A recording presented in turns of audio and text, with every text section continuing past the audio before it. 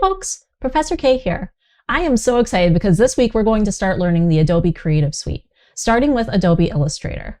Now, if you haven't worked in the Creative Suite before or Creative Cloud, this is a fantastic video to start with. If you have any prior experience with the Adobe Creative Cloud applications, you can go ahead and skip this video. This video is going to demonstrate all of the basic UI elements and kind of set the stage for some of the terminology I'm going to be using in future tutorials. Let's get started. All right, so up on my screen here, I have Adobe Illustrator open. This is the latest version of the Creative Cloud Illustrator. And what's going to happen when you open up Illustrator is you'll get some sort of interface just like this. Now, when you see this, you're going to notice a few different areas. I'm just going to turn this off so that you're not watching all my keystrokes while I'm doing this. First, you're going to notice to the left here are a few different tabs you can go through. There's Home, which gives you some quick options for starting a new file. That's really great if you just want to jump right in and start playing around. In this week's in-class assignment, we're going to be using this letter setting. But let's take a look at some of the other options that are available in here too, because they can help you learn even beyond these tutorials I'm recording for you. Here in the Learn screen, you're going to get a whole set of tutorials that you can watch, read, and basically go through at your own pace. So I'll be doing tutorials that match what we're doing in this class and focus on how it connects to graphic design. But if you just want to learn like the really technical stuff, or you need some extra support in terms of learning the tools in Illustrator, this is a fantastic resource along with the book that we're reading in class. You'll also see cloud documents. I don't have any cloud documents because I don't typically save things to the cloud, but if you were, you can, instead of having things on your desktop, send them up to the cloud. And this is really handy if, say, you were working in a computer lab, and then you also wanted to work on things at home. Obviously, we're not doing that because this is a remote class, but it's worth noting. Finally, if you know the exact dimensions for an assignment and it's not something in the Start a New File Fast area, you can go straight to Create New or Open here. We're going to go to Create New, and I'm going to pretend that I want to create something with a square format. So let's take a look at what's in this area here. We've got our recent options. You might not see this immediately because you may not have used Adobe Illustrator before. So there are also saved, mobile, web, print, all kinds of presets here. For now, we are going to do a print document in a square format. And I want my square format to be 500 pixels by 500 pixels. I'm going to talk through some settings here, and you'll learn more about why I'm using these particular settings later. But what we're going to do is we're just going to give it a shot and see what this looks like so that you can get to taking a look at the user interface. You can rename your file starting with the preset details. So let's call this our square print piece. Here you can see there's a width and height option. By default, this will be set to points. Points are a print-specific unit. But I find it's much easier to understand things in either pixels or inches, depending on whether you're using this for web or for physical print design. So in this case, let's go ahead and, I said we were going to do 500 pixels by 500 pixels, but then I said print. So you know what? Instead, let's do 5 inches by 5 inches. Those aren't actually equivalent. I don't know what the math is to get 500 pixels to inches here, and I'm not going to worry about it. We're just going to do 5 by 5 inches. Let's pretend we were making a logo, right? Those are usually in a square format. Here, if you decide you want your orientation to be different, you can switch those up. There's also what are called artboards. We're going to leave this as 1 for now, and in later classes, I'll explain to you how these artboards work. But for right now, you don't need to worry about it. Finally, I would like you to set your color mode to CMYK, that's important for print, and your raster effects to high, 300 ppi. These are both important settings for print design. Let's go ahead and create. And it might take a moment, that's okay. And again, remember that the purpose of this video is really to introduce you to the user interface of all of our Adobe Creative Cloud applications. So let's take a look at what we're looking at here. First of all, I'm going to just make sure that I have the right workspace for this class.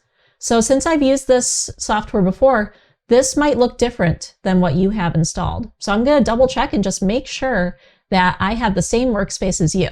Under Window, up here, and then Workspace, you can see that there are a number of different set up workspaces for you. So right now we're on Essentials.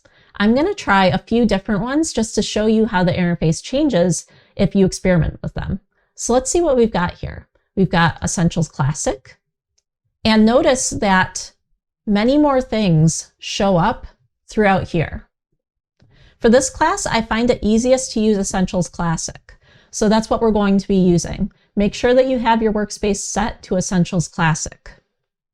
However, you can also change it to use other things. Let's see what web looks like. That changes things a little bit here. You can see that some of the tools have changed over here. And then let's try one more. Workspace. And what do you think automation is? That's interesting. Oh, wow, this is way different, right? So this one focuses on automation or actions. And if you take a look at this panel here, this palette, you can see that the actions palette has a whole bunch of different little scripts you can run, basically, actions that the program can take to do really repetitive work. We're not going to be using actions in this class, but this can be really helpful for you out in the professional world if you want to do things like revert or simplify things. Let's go ahead and make sure our workspace is set correctly under Window, Workspace, and Essentials Classic. Perfect. All right. So as kind of our last piece of this video, I'm going to go over what each part of the user interface here is called and what you'll be using it for. So up over at the top here, this is your application bar. If you've worked on a Mac, you're probably very familiar with this. This is going to have all of that like application level settings. And the most important things you're going to need to know here are that this really controls what the application looks like and where you can find certain actions. So two things I'm going to give you here that are really important. First of all, Window is going to contain all of the panels and palettes that you need to work. So let's say that we wanted to get the layers palette up. We wanted to see what that looked like. Let's go ahead and click that. And that's going to open up the layers palette. Now you'll notice it was already here. It was just kind of toggled closed. But sometimes it's really hard to find things in such a large and complex program. So that window menu is going to be super helpful for you in finding things for this class.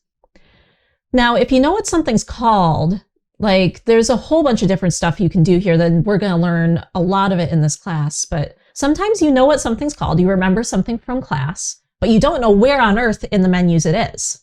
In this case, and you're going to see me use this a ton in class because I am always forgetting where things are in the menus, you're going to want to go to Help and then Search. Search for the name of the thing you want. So let's say that I cannot, for the life of me, remember where the intersect is. Let's see what intersect brings up here. So here, now you can see I've started searching for intersect and there's Pathfinder intersect. And check this out. It even opens up the menu and shows you where in the menu it is. So here it's under Effect, and then it's under Pathfinder, and then Intersect. So it actually showed us all of those things. Pretty cool, right? So if you're ever lost, you ever need to just find something in Illustrator and you cannot figure out where it is, that search menu, Help, and then Search is going to be your new best friend. Finally, up in the application bar, you'll also see Save, Save As, and Export. We'll go over these options specifically, but generally speaking, you are going to be using these three options a lot. Save As will allow you to save a copy of the Illustrator file or save it to a couple of very specific file formats, including PDF or SVG. That's great if you want to keep things in a vector format. We'll talk about what vectors are later, but just to start getting you introduced to some of the terminology, you'll do Save As for anything in a vector format. If you wanted to export it to a different format, that's when you use Export. So let's do Export, and let's try Export for Screens. Let's see what that looks like. Now you can see that we have different formats down here, including PNG, JPEG, and SVG and PDF. So this is where if you were designing something digital, you might do export as. It might take you a few tries to get the hang of this. It might take you a few tries to remember which one's which, and that's perfectly okay. All right, let's take a look at the actual application now and what some of the names are for each of the areas that we're going to be focusing on in this class. To the left here, this long skinny bar here, that's called our toolbar. That's going to handle all of our tools that we use to create in any of the Creative Cloud applications. So just to show you a couple of tools, any of these you can hover over and you can learn what their name is. For example, this one up at the top is called the selection tool. If you hover over this little square here, that's called the rectangle tool. And when you see a little arrow towards the bottom of this, that means that there are additional tools underneath that tool that you can reveal and switch between. They're all kind of grouped together and related. So just to demonstrate what that looks like with the rectangle tool, go ahead and try clicking and holding on top of that tool. And you're going to see that you can choose from a bunch of different shapes options, right? So this isn't just a rectangle tool. It's actually a bunch of shapes tools kind of like grouped together to make it easier for you to tell what groups of things are in the palette. So here you could have rounded rectangle, you could do a circle, and then you could switch over again, click, keep holding, drag over, unclick, and that will allow you to start drawing out the rectangle. Perfect. We'll go more into those specific tools later. Again, the goal here, just to get a sense of the interface. So now we have up at the very top what's called our options bar. This bar up at the top changes based on the tool we select. So right now we have our direct select tool selected.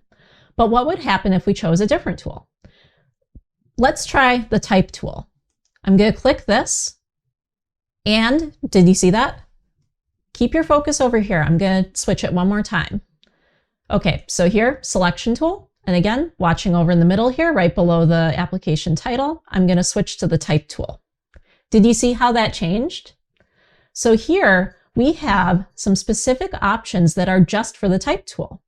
This options bar is going to change the options that are available to you based on what tool you have selected. So it's really handy because it will try and give you stuff that will help you out in that moment. Here you can see that you can select the character, otherwise known as the font family. And here you can sort of scroll through and learn more about those. Let me just take that out. You can actually click character to open the character panel and set the font family as well as some more specific pieces of information. We'll go through that in the next video. And you can even do things like set the font weight or the font size. So that's pretty cool, right? Options panel is going to be really, really helpful for you as you go through this class to remember all of the pieces that are available to you. Finally, you might have noticed that I've been using the term panel and palette quite a lot.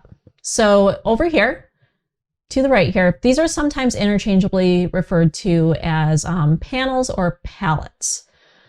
And what these are is they're sets of options for your tools or for your document that will allow you to change different things.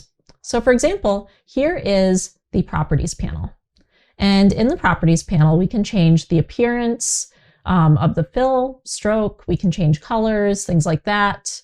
And when I go and let's say I make this purple, now when I go to drag out a square, it's purple.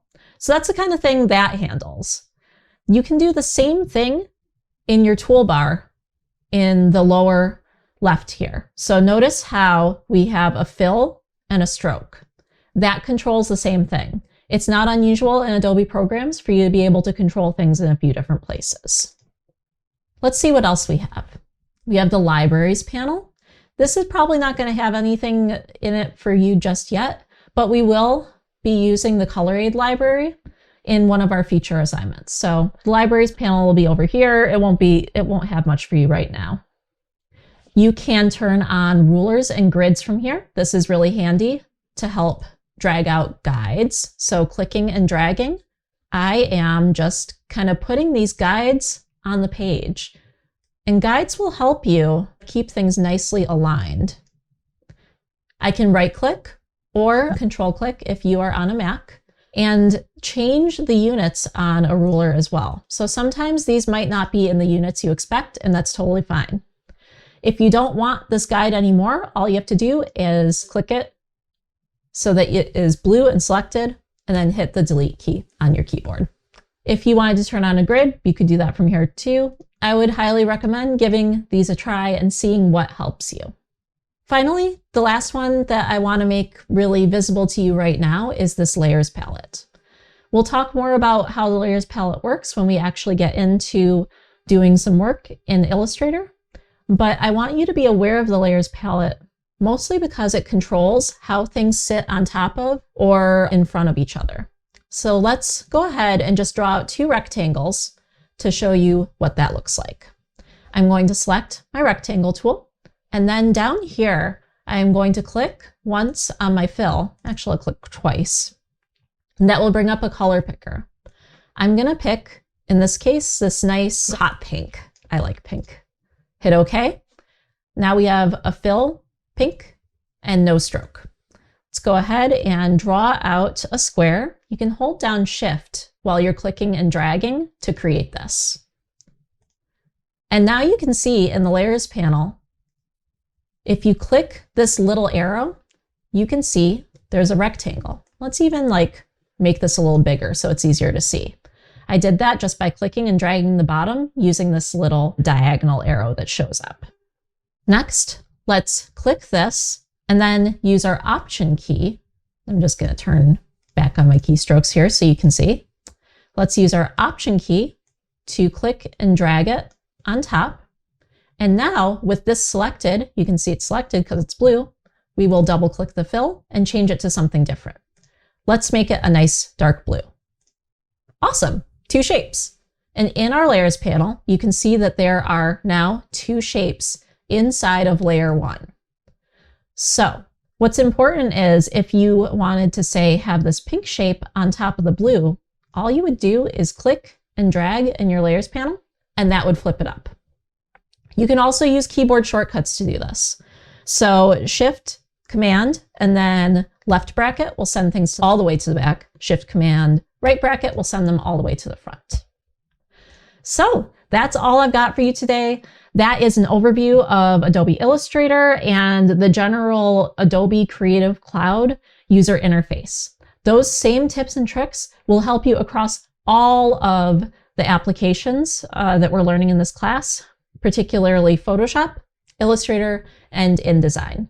Some of the other applications are a little bit different. For example, Premiere Pro, which is what I use to edit my video, and Adobe XD are very different interfaces. But for these core three Adobe applications that are meant for graphic design, you're going to be in a great spot. So I hope that helps you out. I hope that gives you a good tour of everything. And we're going to take a look at typography next. I'll see you later.